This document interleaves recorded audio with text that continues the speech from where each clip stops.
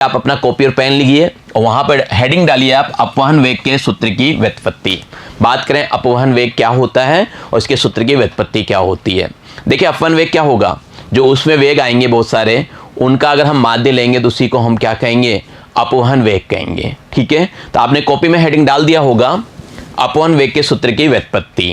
परीक्षा में पूछा जा सकता है, तो जैसे ही परीक्षा में पूछेंगे तो हमें कुछ चीजें लिखनी होती है। हम मान लेते हैं कि अपने पास क्या है, कोई एक चालक है, उसमें n मुक्त इलेक्ट्रॉन है। मुक्त इलेक्ट्रॉन के बारे में अपन ने चर्चा अध्याय 1-2 में अच्छी तरह कर रखी है। आपको पता ही है बाह्यतम कक्ष में जो इलेक्ट्रॉन होते हैं वो लगभग क्या होते हैं, मुक्त होते हैं, क्योंकि उस पर नाभिक का प्रभाव जो बल होता है बहुत कम होता है और उन मुक्त इलेक्ट्रॉन के कारण ही क्या होता है, धारा प्रवाह होता है। ध्यान है आप लोगों को, तो ज़्यादा चर्चा अपन मुक्त इलेक्ट्रॉन पे नहीं करेंगे। साथ में हमने मान लिया कि किसी भी क्षण जो अनियमित वेग है किनका, इन इलेक्ट्रॉनों का, वो क्रमशः क्या है, u1 u2 u3 un तक है। ठीक है, इसके साथ हम मान लेते हैं एक विश्रांति काल के बारे में आपको बताया था। तो हमने मान लिया इन इलेक्ट्रॉनों का जो माध्य विश्रांति काल है वो कितना है, टो बार है। माध्य विश्रांति काल क्या कर लिया अपन ने, टो बार मान लिया। आपको पता है इसका मतलब हो गया दो क्रमागत टक्करों के मध्य, जो दो क्रमागत टक्कर हैं उनके मध्य का समय अंतराल कितना हो गया, टो बार हो गया। मतलब यही हो गया, कहने का मतलब एक टक्कर से दूसरी टक्कर होने में जो समय लगेगा वो क्या होगा, टो बार लगेगा। एन इलेक्ट्रॉनों की बात कर रहे हैं तो ऐसे ही बाकी सबका क्या करें, मान लें t 1 t 2 t 3 t n तक। तो ये आप लिख लें कि अथवा प्रत्येक इलेक्ट्रॉन पे एक टक्कर के टो बार समय पश्चात सामान्यतः पुनः टक्कर करता है। ठीक है, हमने मान लिया कि इन इलेक्ट्रॉनों के दो क्रमागत टक्करों के मध्य लगा समय क्या है, क्रमशः टो 1 टो 2 कहां तक, टो n तक है। ठीक है बच्चों, आपको यह सूत्र याद होगा, v बराबर होता है u प्लस at, न्यूटन के गति के समीकरण से आपको पता ही है v बराबर क्या होता है, u प्लस at। a त्वरण है, t समय है, u क्या है, प्रारंभिक वेग है, v क्या होता है, अंतिम वेग होता है। ये अपने को सबको पता है, बस इसी पे आधारित है ना। हमने मान लिया कि दूसरी टक्कर होने से ठीक पहले इन इलेक्ट्रॉनों का वेग क्या है, क्रमशः v1 v2 v3 v4 मान लें, उनका मान रख दें u1 प्लस at1, t का मतलब टो है यहाँ पे। ऐसे ही v2 क्या होगा, u2 प्लस at2 कहाँ तक, n तक चलेगा। ये जो वेग निकाल रहे हो आप, यहाँ पे जो अपन वेग निकाल रहे हैं इनका ही औसत जो लेते हैं, यानी n वेगों का औसत होता है, उसी को अपन क्या कहते हैं, अपवहन वेग कहते हैं। उसको हम क्या कहते हैं, अपवहन वेग कहते हैं। तो अपवहन वेग को मैं क्या करूं, vd से रिप्रेजेंट कर दूं, और औसत ज्ञात करना तो याद ही आपको। औसत कैसे ज्ञात करते हो आप, सभी को जोड़ के सबका भाग देते हो ना, ये याद होगा आपको। देखो प्रेक्षणों का योग बटे प्रेक्षणों की संख्या, याद होगा ये आपको, कक्षा 10 में आपने खूब पढ़ा है सांख्यिकी वाला गणित के अंदर, है ना। इससे क्या निकलता है, औसत निकलता है, और औसत को आप क्या बोलते थे, माध्य कहते थे। तो माध्य बराबर क्या हो गया, प्रेक्षणों का योग बटे प्रेक्षणों की संख्या, यानी सबको जोड़ के जितने हैं उतने का भाग लगाए। कितने थे, n थे, सबको हमने क्या किया, ऐड कर लिया। सबको ऐड करने के बाद u1 u2 u3 un इसको एक तरफ कर दिया। ठीक है, जब एक तरफ करोगे तो इसमें a क्या होगा, कॉमन आ जाएगा, और यहां बच गया आपके पास ये t 1 plus t 2 plus t 3 plus t n तक चीजें बच जाएगी। ठीक है, कहां तक चला जाएगा, ये n तक चला जाएगा। तो अब देखिए इसका मान तो हम जानते हैं, इसका मान कितना हो जाएगा, 0 हो जाएगा। उसमें वेग, सारे वेग क्या होते हैं, शून्य हो जाते हैं। आपको बताया था कि इलेक्ट्रॉन मन में आए उधर उधर गति करते रहते हैं, टक्कर करते रहते हैं, बताया था, याद होगा आपको। ये मैंने आपको कहा था कि इस तरह करते हैं, कोई इधर जाता है तो कोई इधर चला जाता है, कोई उधर चला जाता है ना, कोई इधर आ जाता है टक्कर करके, लेकिन रिजल्ट जो निकलता है वो कितना आता है, 0 आता है। इससे पहले वाले वीडियोज में आपको बताया गया है। तो यहाँ पे इसका मान क्या होगा, 0 हो जाएगा। इसका मान 0 हो गया। और इसकी बात करें तो इसको अपन ने क्या किया, ये माध्य निकल रहा है, ये क्या हो रहा है, माध्य निकल रहा है, माध्य विश्रांति काल बोला है। तो इसको अपन क्या कर सकते हैं, टो बार लिख सकते हैं, राइट। इसको हम क्या कर सकते हैं, टो बार लिख सकते हैं। क्लियर यहां तक। तो कुल मिला के मेरे पास जो vd आ रहा है वो क्या आ रहा है, टो बार a वेक्टर। क्या आ रहा है, टो बार a वेक्टर। ये आपको बता दिया मैंने, u1 plus u2 plus un बटा n, ये मुक्त इलेक्ट्रॉन माध्य है, उसमें वेग होता है जिसका मान कितना आता है, 0 आता है। तो कुल मिला के अपने पास बात ये आ गई कि अपने पास वीडी कितना आ गया, अपवहन वेग जो है वो कितना आ गया, टो बार गुणा ए वेक्टर दिखा रखा है, सदिश होता है त्वरण। तो ये सूत्र को अपने को क्या करना है, याद करना है। इस सूत्र को क्या रखना है, अपने को याद रखना है। कई बार कुछ न्यूमेरिकल क्वेश्चन करने के लिए काम में आ जाएगा। ठीक है, याद रख जाएगा, टो बार और ए वेक्टर। ठीक है, चलिए अब इसको थोड़ा सा क्या करें और डिटेल में लें कि यहाँ पे जो वेग है और त्वरण है, वीडी की दिशा और ए की दिशा क्या है, समान होती है। दिख ही रहा है आपको, अगर माइनस आ जाता तो विपरीत बोलते, तो दोनों की दिशा क्या है, समान है। ठीक है, जब दोनों की दिशा समान है तो क्या होगा, इस पे जो विद्युत क्षेत्र की दिशा होगी वो क्या होती है, इसकी विपरीत होती है। किसके, ए वेक्टर की दिशा चालक पे आरोपित विद्युत क्षेत्र की दिशा की क्या होती है, विपरीत होती है। याद करने वाला पॉइंट है। जब दिशा विपरीत होती है, तभी थोड़ी देर पहले मैंने कहा विपरीत होता तो क्या लगता, माइनस लगता। तो वहां पे अपन क्या करेंगे, माइनस लगा देंगे। और अपने को ये पता ही है ए बराबर क्या होता है भाई, ये याद होगा आपको, एफ बराबर एम ए पढ़ा हुआ है ना अपने पास। एफ बराबर क्या होता है, एम ए होता है। अगर मैं यहाँ से ए निकालूं तो ए क्या होगा, एफ अपॉन एम होगा। तो यहाँ पे मैंने क्या किया, ये जो मेरे पास ए था ना, इसकी जगह मैंने क्या किया, देखिए यहाँ पे मैंने एफ अपॉन एम लिख दिया। ठीक है, एफ का मान भी आपको पता है, अपन ने पहले की क्लासों में पढ़ रखा है। एफ क्या होता है, ये होता है, याद आ रहा होगा आपको, इलेक्ट्रॉन ई और विद्युत क्षेत्र से गुणा कर लेते हैं। दिशा विपरीत थी इसलिए मैंने क्या किया, माइनस का चिन्ह ले रखा है। दिशा विपरीत इसलिए क्या किया अपन ने, माइनस का चिन्ह ले रखा है। ई जो है आपका विद्युत क्षेत्र है वो क्या होगा, माइनस का होगा यहाँ पे। क्लियर, चलिए ये बात आपकी क्लियर हो गई होगी। पहला तो ये सूत्र याद रखना है। दूसरा अपन ये जानते हैं एफ बराबर एम ए होता है, इससे हमने ए निकाला एफ अपॉन एम, और एफ का मान हमने क्या रखा, ये रखा है। ठीक है, और माइनस चिन्ह क्यों लिया, दिशा विपरीत होने के कारण। क्लियर, चलिए तो उनको जब हल करते हो तो ये आपके पास वीडी का एक सूत्र और आ जाता है। इस सूत्र को भी याद रखना चाहिए, समीकरण नंबर 1 कह सकते हैं। तो ये आ गया अपने पास टो बार यानी माध्य विश्रांति काल, ई इलेक्ट्रॉन, ई वेक्टर विद्युत क्षेत्र है, एम क्या है इसका, मास है, द्रव्यमान है। ठीक है, अब मैं क्या करता हूँ, मापांक लेता हूँ। मैं क्या करूँ, इसका मापांक लूंगा। मापांक लेने पर आपको ध्यान है माइनस का चिन्ह क्या होता है, हट जाता है। तो यहाँ पे जब मापांक लेंगे अपने पास, ये माइनस ई वाला मापांक लूंगा तो ये क्या बन जाएगा अपने पास, ई बन जाएगा। ठीक है, और ई किसके बराबर होता है, अगर ध्यान हो आपको, पुरानी वीडियो को देखिए, ई होता है वी अपॉन एल के बराबर। याद आया भाई, ये देखिए, अगर याद नहीं आया तो मैं याद दिला देता हूँ। मैंने वी बराबर वहां पे बताया था ई डी, वी बराबर क्या बताया था आपको, ई डी। और यहाँ डी की जगह मैंने क्या कर रखा है, इस डी की जगह क्या ले रखा है, एल ले रखा है। डी यानी डिस्टेंस होता है, एल यानी लंबाई होती है, बात एक ही है।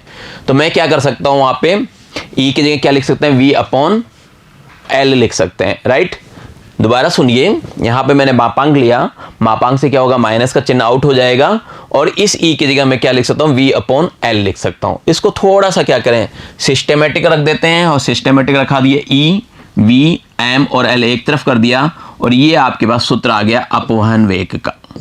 ठीक है, ये अपने पास क्या हो गया, सूत्र आ गया, वी डी बराबर ई वी बटा एम एल, और किससे गुणा कर रहे हो, किससे गुणा कर रहे हैं अपन, टो बार से। अपन गुणा किससे कर रहे हैं, टो बार से कर रहे हैं, है ना। टो बार आपको बताया है विश्रांति काल माध्य है, ये बार है ना, क्या है, विश्रांति काल माध्य है। विश्रांति काल माध्य का मतलब t 1 plus t 2 plus t 3 कहाँ तक, टो एन तक जोड़ के कितने का भाग देना है, एन का भाग देना है। ये तो ध्यान है ही अपने पास। तो ये आपके पास क्या हो गया, सूत्र आ गया। परीक्षा में पूछा जा सकता है, अपने से परीक्षा में पूछा जा सकता है, क्वेश्चन पूछा जाता है। ये पूरा अपने को क्या करना है, हल करके आना है। साथ में समीकरण 1 में जो सूत्र आया है उसको भी याद करना है, यहाँ पे आया इसको भी याद करना है, और इस सूत्र को भी क्या करना है, याद करना है। क्योंकि न्यूमेरिकल क्या होंगे आपके, इसी तरह होंगे। क्वेश्चन कैसे पूछा जाएगा, आपसे कह दिया जाएगा कि अपवहन वेग के सूत्र को लिखिए तथा इसका व्युत्पत्ति कीजिए, या फिर आपसे कहा जा सकता है अपवहन वेग के सूत्र का सत्यापन कीजिए। तो पूरा अपने को क्या करना होगा, सत्यापन करना होगा। तो समझ गए होंगे, ज़्यादा मतलब डिटेल भी ज़्यादा नहीं लिया अपन ने, ज़्यादा हार्ड भी नहीं है। क्या चीज़ याद रखनी है अपने को, अगर इस पूरे फॉर्मूले में देखना चाहो तो आपको क्या याद रखना है, एक तो ये माध्य वाला सूत्र याद रखना है ना। दूसरा v बराबर क्या होता है, u प्लस ए टी होता है, ये याद रखना है। और तीसरा इसका मान 0 होगा, इसको याद रखना है। अगर ये 3 चीज़ें याद होती है तो आसानी से आपका हो जाएगा। ठीक है, चलिए अगली हेडिंग डालिए, अपवहन वेग तथा विद्युत धारा में संबंध निकालें। अभी अपन ने अपवहन वेग निकाल लिया भाई, निकाला ना ये। और क्या है विद्युत धारा I, दोनों के बीच में हम क्या करें, रिलेशन देखें कि दोनों के बीच में रिलेशन क्या होता है। तो अगली हेडिंग अपने कॉपी में लिखिए, अपवहन वेग तथा विद्युत धारा में संबंध। ठीक है, अपन मान लेते हैं कि किसी चालक के दोनों सिरों के मध्य एक बैटरी है, उससे विभव कितना आरोपित किया गया, V किया गया। ठीक है, चालक में हमने क्या किया, V विभव दिया और धारा कितनी ले ली अपन ने, I ले ली, और जो इलेक्ट्रॉनों का अपवहन वेग है वो क्या है, Vd है। सिस्टेमेटिकल लिखेंगे तो अच्छे नंबर मिलेगा। आप एक लाइन में लिख दोगे कि एक चालक में V विभवांतर है, I धारा है और Vd अपवहन वेग है, तो थोड़ा सा क्या होगा, नंबर कम मिलेंगे। तो आप देखिए मैंने लिख रखा है, आपको दिख रहा होगा, बिल्कुल सिस्टेमेटिकल लिखिए कि माना किसी चालक के दोनों सिरों के मध्य एक बैटरी द्वारा V विभवांतर आरोपित किया गया है, जबकि चालक में प्रवाहित विद्युत धारा I तथा चालक के मुक्त इलेक्ट्रॉन का अपवहन वेग क्या है, Vd है। तो सिस्टेमेटिकल लिखना है। ठीक है, साथ में अपन क्या मारे, माना चालक के अनुप्रस्थ काट का क्षेत्रफल कितना ले लिया, अपन ने A ले लिया। एक चालक है, उसका अनुप्रस्थ काट का क्षेत्रफल कितना है, A है। ये चालक है, इसका हमने क्या किया, एक अनुप्रस्थ काट लिया, उसका क्षेत्रफल हमने क्या किया, A मान लिया। ठीक है, साथ में हमने ये भी माना कि प्रति एकांक आयतन में मुक्त इलेक्ट्रॉनों की संख्या, प्रति एकांक में जब भी ज्ञात करते हैं तो उसको हम क्या कहते हैं, घनत्व कहते हैं। तो इलेक्ट्रॉन घनत्व भी बोल सकते हैं। तो क्या कह रहे हैं हम, दोबारा सुनिए, चालक के भीतर प्रति एकांक आयतन में मुक्त इलेक्ट्रॉन की संख्या n है। ठीक है, साथ में चालक की जो लंबाई है वो क्या ले लिया अपने, चालक के डेल x लंबाई, मोटाई भी बोल सकते हो, कोई दिक्कत नहीं है ना। चालक के डेल x लंबाई के खंड का आयतन कितना हो जाएगा, बताइए। ये आपको कई बार बताया गया मैंने कि आयतन बराबर क्या होता है, आयतन होता है क्षेत्रफल, है ना। आयतन क्या होता है, क्षेत्रफल। ठीक है, गुणा लंबाई कर लें या मोटाई कर लें, एक ही बात है। ठीक है, क्षेत्रफल गुणा लंबाई कर सकते हैं, मोटाई कर सकते हैं, या फिर इसकी जगह मैंने आपको लिखाया हुआ है ऊंचाई। समझ रहे हो। तो कुल मिलाकर आयतन ये होता है। तो आयतन V बराबर क्या हो जाएगा, AD हो जाएगा। अगर ये देखना चाहें, आयतन V बराबर क्या होगा, AD होगा। यहाँ पे D जो आपने लिया है, मोटाई बोल लें, लंबाई बोल लें, ऊंचाई बोल लें, वो क्या लिया है आपने, डेल x ले रखा है। इसलिए देखिए यहाँ पे ये आयतन क्या होगा, ध्यान रखना, आयतन क्या होगा, A डेल x होगा। थोड़ा सा यहाँ ध्यान देना, गलती मत करना। ठीक है, अब इसके अंदर भाई इस खंड की बात करें तो इसमें उपस्थित मुक्त इलेक्ट्रॉन की संख्या कितनी हो जाएगी, बताइए। तो n से क्या करेंगे, गुणा कर लेंगे। क्यों करेंगे, क्योंकि एकांक आयतन में आप n इलेक्ट्रॉन बता रहे हैं। ध्यान दीजिए, प्रति एकांक आयतन में मुक्त इलेक्ट्रॉन की संख्या कितनी है, n है। एकांक आयतन में ना, तो इस पूरे आयतन में कितना होगा, तो इसको अपन क्या करेंगे, n से गुणा कर देंगे। बताइए, यहां तक बात समझ में आई, आ गई, समझ गए इस बात को। अगर ये चीजें क्लियर है तो फिर आगे दिक्कत नहीं आएगी। ये डायग्राम आपके सामने है, बना देना। एक चालक है अपने पास, उसको अपन ने क्या किया, बैटरी से लगा रखा है। इसका एक अनुप्रस्थ काट का क्षेत्रफल ले रखा है। एक छोटा सा जो दूरी बता रहा हूँ वो ये ले रखी है अपन ने, यहाँ से लेके यहाँ तक कितनी ले रखी है, डेल x ले रखी है। समझ गए होंगे यहाँ तक। चलें आगे बढ़ें, इतना लिख लिया आप लोगों ने। ठीक है, चलिए आगे बढ़ते हैं। हमने ये भी मान लिया कि प्रत्येक मुक्त इलेक्ट्रॉन में आवेश का परिमाण कितना है, E है। ठीक है, कितना है, E है। तो पूरा जो अपन जिस खंड की बात कर रहे हो, कौन सी खंड की बात कर रहे हैं, जिसका क्षेत्रफल हमने कितना ले रखा है, A ले रखा है, तो उसमें आवेश कितना हो जाएगा, टोटल डेल Q आवेश कितना हो जाएगा, बताइए। तो वो जो आया हुआ है, ये जो रिजल्ट आया था अपने पास, इसको किससे गुणा कर लें, ये वाला अभी अपन ने किया था ना, ये रहा संख्या NA डेल x। इसको किससे गुणा कर लोगे, एक की संख्या E है, तो प्रत्येक को क्या करें, E से गुणा करें। तो इसको अपन क्या करेंगे, E से गुणा कर लेंगे, तो ये आ जाएगा आवेश। डेल Q बराबर NA del x into E। Clear. यहाँ भी देखिए छोटी छोटी बात है, लेकिन सावधानी से आगे बढ़ना है। देखने में बहुत छोटा लग रहा है, लेकिन हर चीज आपको कंसेप्ट क्लियर करके आगे बढ़ना है। ठीक है, अब देखिए समय की बात करें, हमने मान लिया डेल्टा T समय में मुक्त इलेक्ट्रॉन द्वारा चली गई दूरी कितनी है, डेल x है। यानी कहने का मतलब है, ये इलेक्ट्रॉन है ना, यहां से यहां तक आने में कितना टाइम लगा रहा है, डेल्टा T टाइम लगा रहा है। कितनी दूरी चलने में, डेल x दूरी चलने पे। दूरी कितनी हुई, डेल x। समय कितना हुआ, डेल T। ठीक है, तो अपन ये तो जानते हैं चाल बराबर क्या होता है, आपको ध्यान होगा, चाल बराबर क्या होता है, दूरी बटा क्या होता है, समय होता है। चाल बराबर दूरी बटा समय होता है। अगर मुझे दूरी निकालनी है यहाँ से, तो दूरी बराबर क्या होता है, चाल गुणा समय होता है। अगर अपन को दूरी निकालनी है ये क्या होता है, चाल गुना समय होता है, चाल।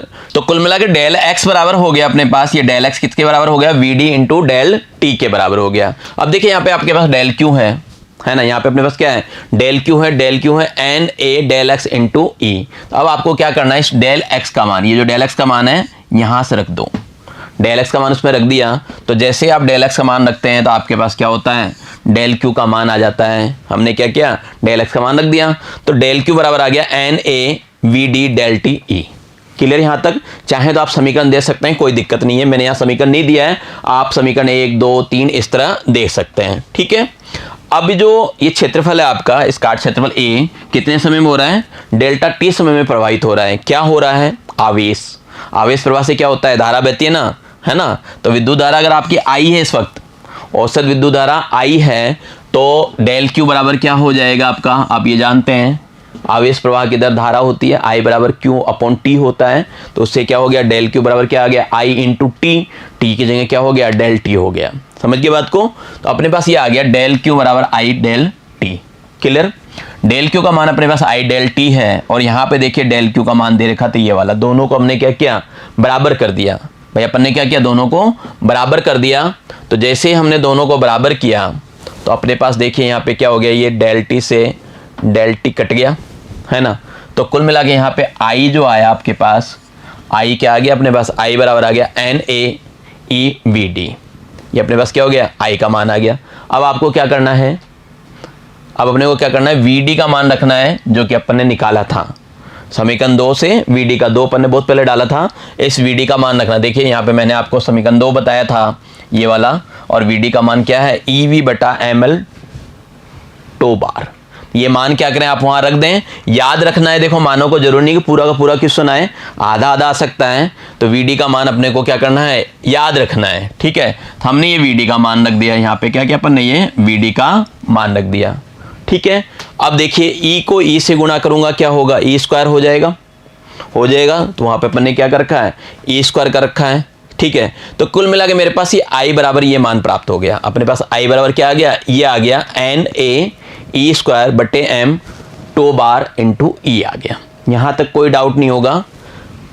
पुराने लेक्चर में अपने ये भी बता दिया, धारा घनत्व जो जे होता है वो होता है आई अपॉन ए। अगर मैं यहां से धारा घनत्व निकालना चाहता हूं तो क्या करूं, ए का भाग दूंगा, इसमें क्या करूंगा, ए का भाग दूंगा, यानी इस ए को क्या करूंगा, काट दूंगा, और ए को काट दूंगा तो फिर अपने पास ये बचेगा एन ई स्क्वायर बटे एम टो बार ई।